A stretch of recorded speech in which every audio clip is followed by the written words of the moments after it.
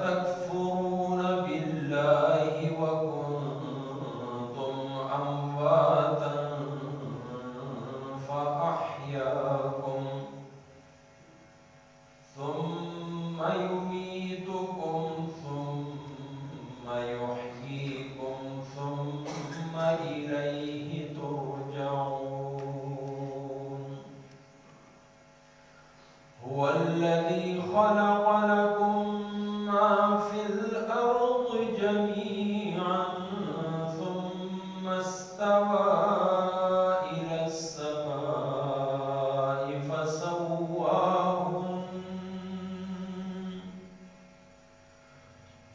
फसव्वाहुन्न सबअ समावातिन व हुवा बिकुल्लि शैइन अलीम।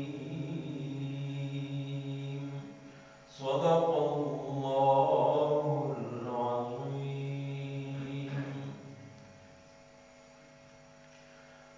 कैफ तकफुरून बिल्लाहि, संग इनकार कवै तासो द अल्लाह, व कुंतुम औ हाल दादे च तासो वै अमवातन मड़ फअहयाकुम पस अब ज्वंती कड़ै तासो सुम्मा ब्या युमीतुकुम तासो बमड़की सुम्मा युहयीकुम ब्या बज्वंती की तासो सुम्मा इलैहि ब्या बा द अगत तरफता तुरजऊन तासो गर्जोले छे। हुवल्लज़ी हम अगदे खलक़ा चे पैदाय कर लकुम स्तासो दपारा मा फिल अर्दि सच पस मका की जमीअन टोल सुम्मा इस्तवा ब्या मुतवज्जिह इलस समाई आसमान तरफ का फसव्वाहुन्ना पस सम यकड़ल अगा सबअ समावात वो आसमानुना वहुआ औ अगा बिकुल्लि शैइन हर सिज बांधे अलीम खब्बो हले। द सूरह बकरा द्रेम रुकू आखिरी दो आयतुन दी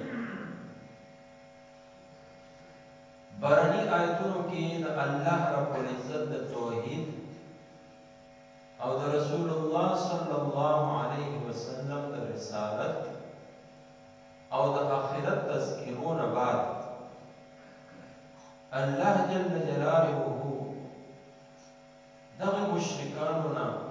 काफिरानुना दा सवाल कई तपूस कई जिदा तासु हस दीनई गोरई अल्लाह रब्बुल इज्जत सस्तासु द पारा नदी पैदा करी दा ज़मका दा आसमान और ददी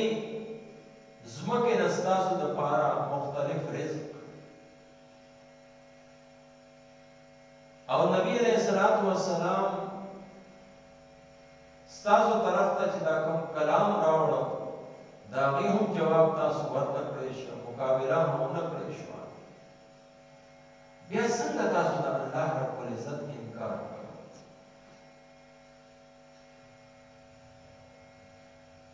ददी यो तफसीर खुदा दे कि आवा मुश्रिकान या दा आवा जाय कि कम मुनाफिकान न देखो अल्लाह ताला मना दा अल्लाह रब्बुल इज्जत दा जात मुनकिरान न बिया दा ولې سوال وشو چې تاسو د الله منکران دي، تاسو د الله انکار کوئ. نو د دې یو تفسیر مفسرینو دا لیکلی دی چې چونکې دې خلکو د نبي علیه السلام د رسالت انکار وکړ، نو د نبي علیه السلام د رسالت انکار گویا د الله انکار.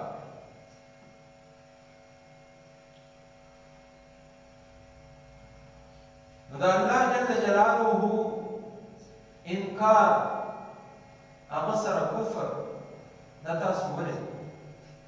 بیا دویم تفسیر د دې دا دی چې هغه مشرکان چې الله رب العزت کوئی منع خو دې سره سره دا مختلف قسمه بوتان دې ځان له خدایان مقرر کړي، د الله شریک مقرر کړي. د الله رب العزت صفاتونو کې هغه شرک کو، د الله صفات یې د هغه په مخلوق کې تقسیم کړي. نو د الله د صفات انکار دا داسې دی لکه د الله رب العزت د ذات انکار. ځکه دلته کې تپوس وکړی شو چې تاسو څنګه د الله رب العزت انکار کوئ. بیا انسان ته د اصل رایاد کړی شو چې انسان ته څه وي. کنتم امواتا فاحیاکم، ته خو هیڅوک نه وي، هغې الله ته د عدم نه وجود ته راوستی، نشته ته یې دې دنیا کې موجود کړي. امواتا چې کله د ده روح و خو بدن یې لا نه و پیدا، بیا چې کله الله رب العزت دله بدن ورکړ نو هغې ته یې وفرمایل فاحیاکم، تاسو له ما ژوند ورکړ. آدم علیه السلام وړومبی د دې خاورې نه اوبو نه او دې ځمکه کې چې کوم څیزونه الله رب العزت ایښي دي، کوم عناصر دي، د هغې نه څه ناڅه په هغې وجود کې الله رب العزت ایښي دي. بیا د آدم علیه السلام نه دا سلسله وچلېده، تر ننه پورې جاري ده، قیامت پورې به وي. عبدالله بن مسعود رضی الله تعالی فرمایي چې کله انسان دا ماشوم دا د مور په ګیډه کې 4 میاشتې تېرې کړي نو هغې نه پس دې کې روح وپوکلی شي. نو دا روح پوکل، روح او د بدن رشته جوړېدل دې ته ژوند وایي. او دا رشته چې نه وه دا مرګ. بیا الله تعالی وایي ثم یمیتکم، دې ژوند نه پس بیا یو مرګ را روان دی. او بیا فرمایي چې ثم یحییکم، بیا به دې ژوندی کوي. او هغې نه بعد الله رب العزت په دربار کې ټول به پیش، ټول به ودرېږي د قیامت په ورځ. دې کې لومړي ځای کې د مرګ نه پس د ژوند چې تذکره وشوه نو فا زبر فا یې استعمال کړی، فاحیاکم. او دویم ځل چې د ژوند نه پس د مرګ نه پس د ژوند تذکره ده نو ثم استعمال شي. لومړي ځای کې الله رب العزت د ده دا عناصر راوچت کړ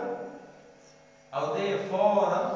د دنیا ته راولېږه او دله یې ژوند ورکړ. نو هغې کې منځ کې هغې عالم ارواح او د ده په منځ کې چې کله الله جل جلاله دله د دنیا ته ژوند ورکړ، دغې کې ډېره فاصله نه وه، بلکې پیدایش نه فورا بعد د ده دا ژوند شروع شو. خو دا دویم چې کوم ژوند دی او بیا ورپسې مرګ دی، دا دویم ژوند د مرګ نه پس چې کوم راتلونکی دی د قیامت هغه ژوند، نو چې کله دی ذرې ذرې شي، ځمکې سره خاورې سره خاورې شي، نو د ده دې وخت نه واخلي تر قیامت راپاسېدو پورې هغې ژوند پورې یو لویه زمانه ده. نو ثم د لویې زمانې دپاره راځي او بیا الیه ترجعون، هغه طرف ته دې ځای کې سوال پیدا کیږي چې د وفات نه بعد چې کومه زمانه ده تر قیامت پورې د هغې تذکره دلته نشته. انسان چې څنګه وفات شو دغه وخت نه واخلي د قیامت را پاسېدو پورې دې ته عالم برزخ ویل شي. برزخ کوئی پردې ته بیا د دغه برزخ یو حصہ قبر دی، عالم قبر ورته هم ویل شي. دې قبر کې د سوال جواب دی، بیا دې نه پس ثواب او عذاب په دې قبر کې هم دی. د هغې تذکره ځکه نه ده چې هغه د دنیا او د آخرت په شانتې مکمل ژوند نه دی،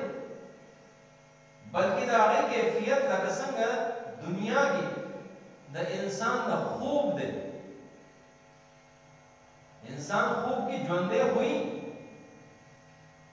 خو د عام هغه کسانو نه چې کوم ویښي د هغه نه دی مختلف دی. دغه شانتې د دنیا دا ژوند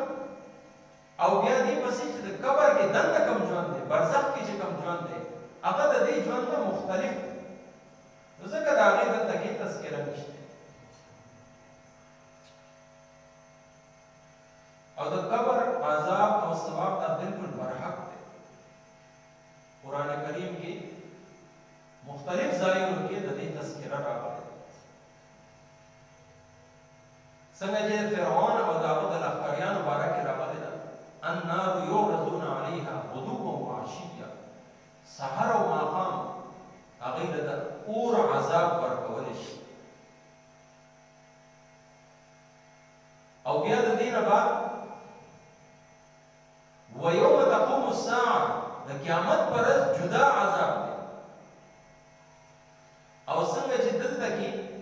دنیا کې انسان د روح او د بدن دواړو په یو ځای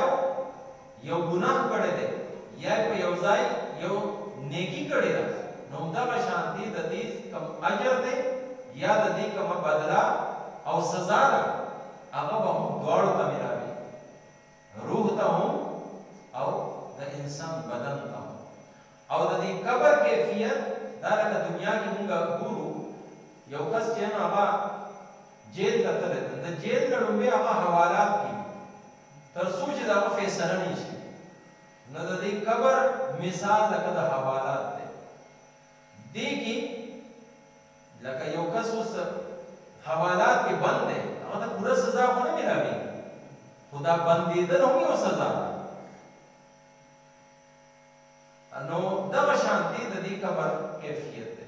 او بیا دې نه بعد چې کله میدان حشر کې فیصله وشي نو هغې نه پس بیا جنت دی یا دوزخ دی. بیا دې نه بعد دویم آیت کې الله جل جلاله د انسان ته دا یادګیرنه کوي چې وګوره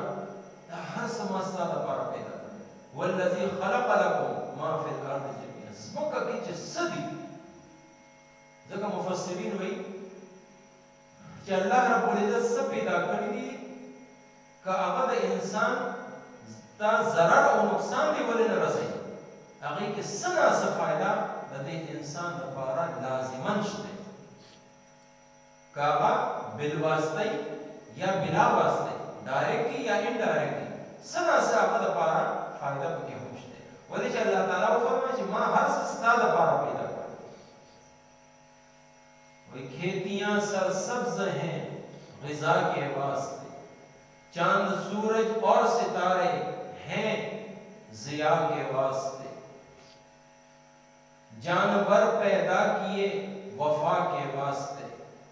کل جہاں تیرے لیے اور تو خدا کے واسطے. دنیا کی جس صدی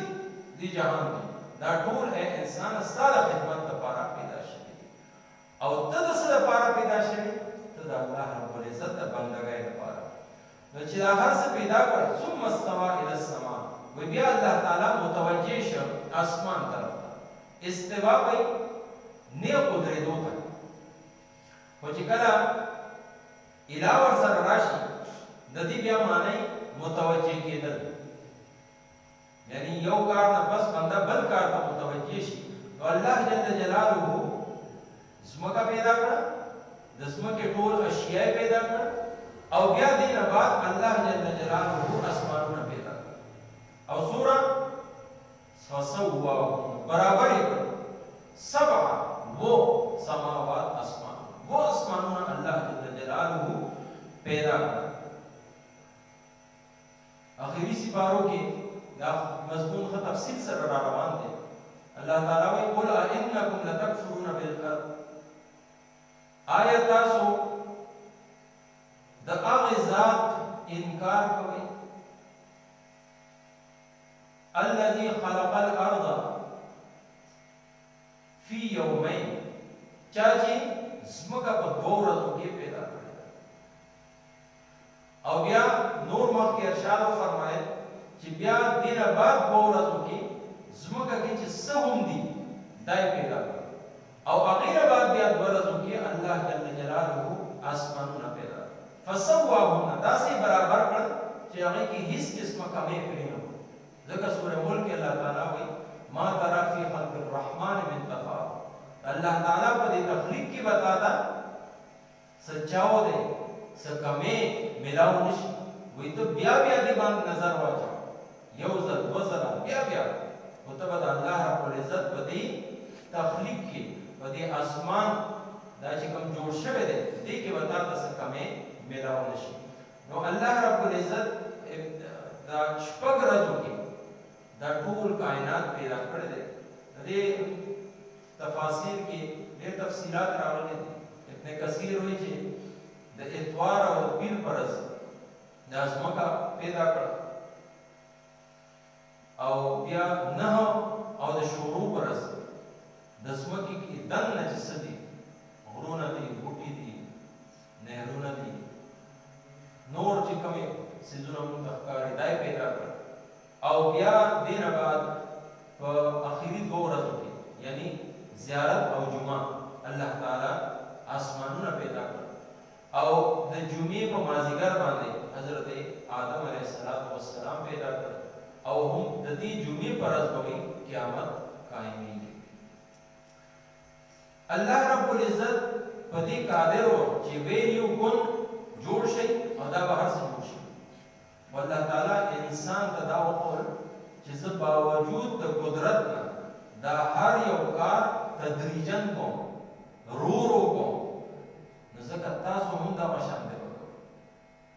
وی جلدی کا کام شیطان کا ہوتا ہے نو ځکه دا هغه سیستم بچ کېدو د پاره بچ کولو د پاره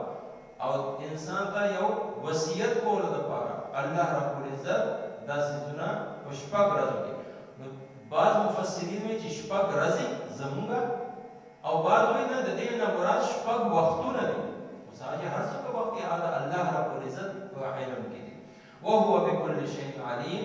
او هغه د هر یو سیس پورا علم لرونکی دی الله تعالی دې عمل کولو توفیق راکړي ترجمه وایو کیف تکفرون څنګه انکار کوي تاسو بالله دا الله تعالی وکنتم او ویتاسو امواتن مړو فاحیاکم بس هغه ژوندي کړی تاسو ثم یمیتکم بیا به هغه تاسو مړه کی ثم یحییکم بیا به ژوندي کی تاسو ثم الیه بیا بد هغه طرف ته ترجعون تاسو ګرځول شئ هو الذي هم هغه دی خلق لكم چې پیدا یې کړ ستاسو دپاره ما فی الارض څه چې په ځمکه کې دي جمیعا ټول ثم استوى بیا متوجه شو الى السماء آسمان طرف تا فسواهن پس سم یکړل هوا سبع